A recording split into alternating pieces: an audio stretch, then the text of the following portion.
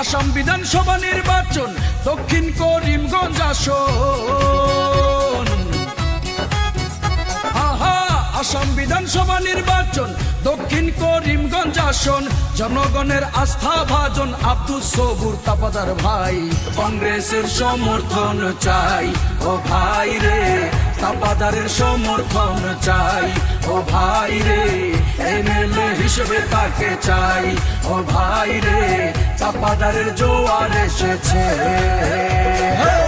আসাম বিধানসভা নির্বাচন দক্ষিণ করিমগঞ্জ আসন।